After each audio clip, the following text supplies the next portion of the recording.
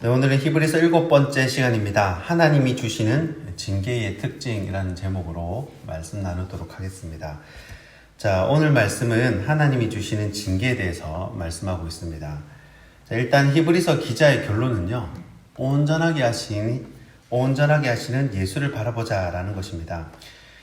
예수만 바라보는 삶을 살면 세상 사람들은 그런 삶이 너무 지루하고 또 인생을 재미없게 산다고 생각을 합니다. 좀 세상 재미도 보고 또 일탈도 조금씩은 해보고 그렇게 사는 게 재밌지, 예수만 바라보고 사는 것은 실패한 인생들이나 그렇게 산다고 생각할 수 있습니다. 자, 그러나 그것은 하나님의 징계를 안 받아봐서 그런 말을 하는 것입니다. 이 병원에 누워보면 평범했던 일상이 얼마나 소중한지를 깨닫는 것처럼 징계를 받아보면 그냥 평범한 일상이 너무너무 그립고 간절해지는 것입니다. 자, 그런데 사람이 자기가 잘못해서 받는 벌과는 달리 하나님이 주시는 징계는 어떤 특징이 있습니다. 자, 그것을 오늘 본문에 소개하는데 하나씩 한번 살펴보도록 하겠습니다. 자, 하나님이 주시는 징계의 특징, 첫 번째는 예외가 없다는 것입니다. 오늘 본문 8절 말씀입니다. 징계는 다 받는 것이거늘 너희에게 없으면 사생자요 친아들이 아니니라. 아멘. 자, 징계는 특정한 사람만 받는 것이 아니라 하나님이 선택한 자라면 다 받는다는 것입니다. 자, 어떤 사람은요, 굉장히 좀 성질도 고약하고 또 신앙생활도 뺀질뺀질한데 사는 것을 보면 굉장히 잘 사는 거예요. 중산층 이상으로 참 잘 사는 사람이 있습니다. 이 돈 잘 버는 남자 만나가지고 고생도 안 하고 또 자녀도 잘 낳고 또 좋은 대학 자녀를 보내고 또 자녀가 대기업에 취업해가지고 결혼도 잘 시키고 이제 다 출가시키고 한가하니 또 해외여행 잘 다니면서 병 하나 걸리지 않고 또 죽을 때도 평안히 죽습니다. 그런데 무슨 징계를 받냐는 거예요. 그런데 오늘 말씀을 잘 보십시오. 징계는 모든 사람에게 있는 것입니다. 자, 이것이 없으면 사생자, 부모가 악이 낳다가 죽어서 부모가 없는 아이가 된다는 거예요.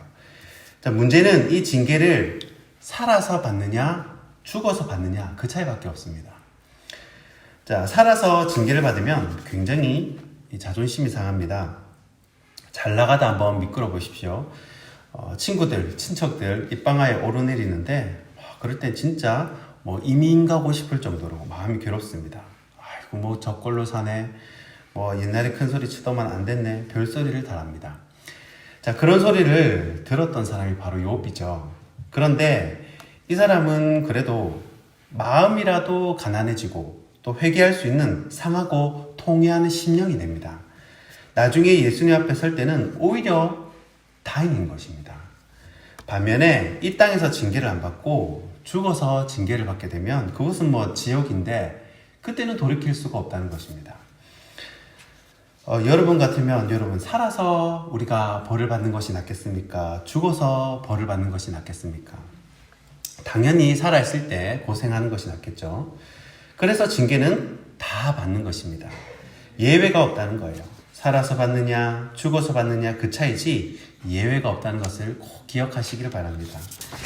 하나님이 주시는 징계의 특징 두 번째는요, 예수님을 닮게 만든다라는 것입니다. 오늘 본문 10절 말씀입니다. 그들은 잠시 자기의 뜻대로 우리를 징계할거니와 오직 하나님은 우리의 유익을 위하여 그의 거룩하심에 참여하게 하시느니라. 아멘. 자, 징계의 목적은요, 거룩입니다. 거룩. 나에게 있는 모든 더러운 것은 하나님이 다 불로 태워버리십니다. 그래서 정결하고 거룩하게 예수님 닮은 성품으로 이렇게 빚어가시는 겁니다. 예수님의 성품은 순종이죠. 하나님께서 이 예수님에게 십자가 져라. 그러니까 십자가 지시는 것입니다. 그런데 이런 순종은요, 절대 연단 없이는 되지 않습니다. 예를 하나 들어보겠습니다. 여호수아서를 보면요, 모세가 죽고 여호수아가 이스라엘의 지도자가 됩니다. 자, 여호수아의 첫 번째 명령이 뭐냐면요, 이 요단강이 철철 흘러 넘치는데 그대로 이 언약궤를 들고 들어가라는 것입니다. 건너가라는 거예요. 그런데 모세 같은 경우는 홍해를 일단 갈라놓고 지나가라 그랬잖아요. 그런데 이 여호수아 같은 경우는 요단강이 흘러 넘치는데 가르지도 않고 그냥 들어가라는 것입니다. 그런데 이스라엘 백성들이 이 토하나 달지 않고 순종을 합니다. 또 이번에는 여리고성이 앞을 가로막고 있습니다. 그때도 여호수아가 아무 말 하지 말고 이 여리고성을 돌기만 하라고 명령을 합니다. 그래서 또 13바퀴를 돌면서 순종을 합니다. 자, 여러분이 이스라엘 백성들이 모세랑 다닐 때는 그렇게 토달고 불평하고 따지고 얼마나 애를 먹었습니까? 그런데 어떻게 이렇게 이스라엘 백성들이 이 어린 양처럼 이 순하게 이렇게 바뀌었냐는 거예요. 이게 바로 오늘 말씀의 비밀입니다. 잘 들어보십시오. 자, 이 사람들에게 가장 이 뼈아픈 징계가 있는데 그게 뭐였냐면 바로 이 가데스 바네아 사건입니다. 왜 12 정탐꾼 이야기 아시지 않습니까? 하나님이 쳐들어가라 그러면 믿음으로 순종하면 되는데 온갖 악평과 불평과 또 심지어 이 이집트하고 비교까지 하면서 그렇게 자신이 이 이집트 출애굽한 것을 후회하기 시작합니다. 그러니까 하나님이 가만히 보시다가 이거 봐라 그러면서 이 광야에서 뺑뺑이를 돌리는데 무려 38년 동안 이 광야에서 고생을 합니다. 일종의 징계죠. 이스라엘 백성들이 철저히 이 사실을 알고 있는 거예요. 이 거룩하게 살지 않으면 결과가 어떤지를 아는 겁니다. 징계를 통해서 미리 경험을 한 거예요. 그러니까 요단강 속에 들어가라 그래도 순종을 하고 여리고성 말없이 조용히 돌라 그래도 순종을 하고 그렇게 하면서 이제 가나안 땅도 취하게 되는 겁니다. 결국은 유익이에요. 이 징계는 세상 낙을 의미 없게 만들어 버립니다. 다 불태워 버리세요. 그리고 거룩하게 예수님 닮은 사람으로 우리를 만들어 가신다. 이것이 하나님이 주시는 징계의 특징이라는 것입니다.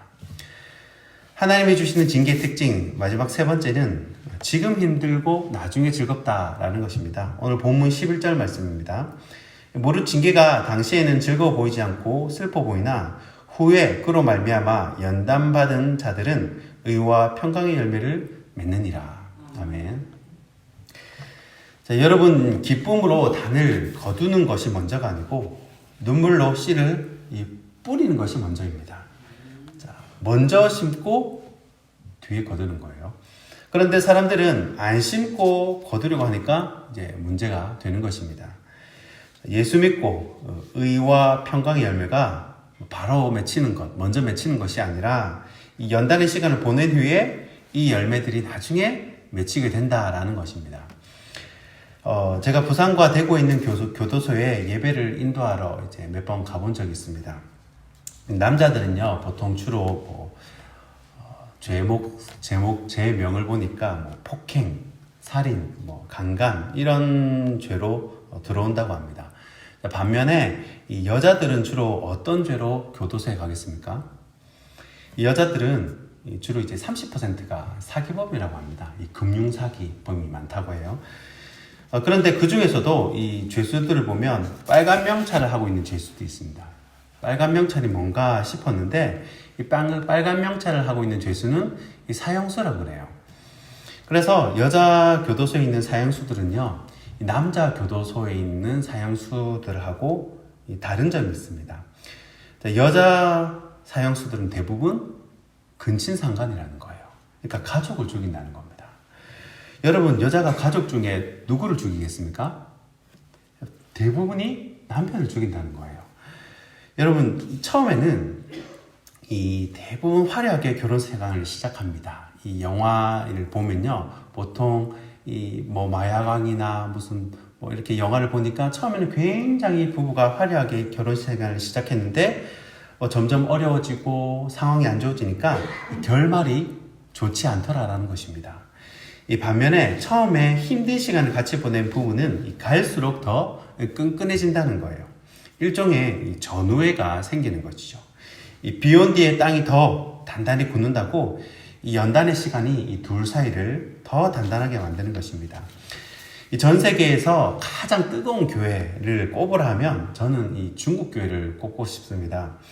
1940년 말에 중국이 공산화되자 이 기독교를 핍박하기 시작했습니다. 그리고 중국에 있는 선교사님들도 모두 이 중국을 떠나게 되었습니다. 그때 사람들이 뭐라고 했냐면 중국 교회는 이제 끝났다. 중국 교회는 사라질 것이다 라고 이야기를 했습니다. 그리고 나서요 반세기가 지났습니다. 한 50년이 지났어요. 그리고 통계를 보니까요 중국에 거의 1억 명 정도의 예수 믿는 사람들이 생겨났다는 것입니다. 이 공안들이 잡아가고 핍박을 하고 모임을 못하게 하고 그렇게 했는데도 오히려 그 믿음이 더 단단해졌다는 것입니다. 이 시진핑이 중국 내 모든 선교사님을 추방하기 전에 이 중국의 어느 신학교에 초청을 받아서 일주일간 다녀온 적이 있습니다. 이 공안들에게 안 들키기 위해서 모든 창문에 커튼을 치고 또 보초를 세워둡니다. 그리고 예배를 드리는데 그 찬양과 기도가 얼마나 뜨거운지 모릅니다. 정말 뜨거워요. 이 중국 서안에서 모였는데 그 사람들이 중국 전역에서 뭐 몇 시간 걸려서 오는 게 아닙니다. 하루 종일 걸리고 어떤 사람은 3일 길을 오고 워낙 이제 기차가 오래 중국 땅이 넓으니까요. 어떤 사람은 뭐 며칠이 걸려서 오고 그렇게 와가지고 거의 한 달, 두 달을 리더 훈련을 받고 이렇게 파송이 되더라고요. 전 다시 퍼져가지고 그걸로 이제 일주일을, 1년을 이제 자기 교회, 이 가정교회, 뭐 지하교회 가르치는 겁니다. 자, 이런 걸 보면 이 공안의 압박과 위협이 나중에는 이게 선하게 바뀌어가지고 더 간절한 신앙을 만들고 또 아름다운 이 신앙, 아름다운 열매를 만들었다고 생각을 합니다. 자, 말씀을 정리하겠습니다. 하나님이 주시는 징계의 특징 3가지를 살폈습니다. 첫 번째, 예외가 없다는 겁니다. 이 땅에서 징계를 받든 죽어서 징계를 받든 예외가 없다라는 것입니다. 두 번째는 예수님을 닮게 만든다는 거예요. 징계의 목적은 거룩입니다. 예수님을 닮아가는 복된 삶이라는 거예요. 세 번째는 지금 힘들지만 나중에 결국에는 복되다라는 것입니다. 이 말씀을 기억하시고 환난과 또 연단 중에 계시더라도 끝까지 믿음으로 인내하시고 아름다운 이 성령의 열매를 맺는 저와 여러분이 되길 주님의 이름으로 축원하고 축복합니다. 기도하겠습니다.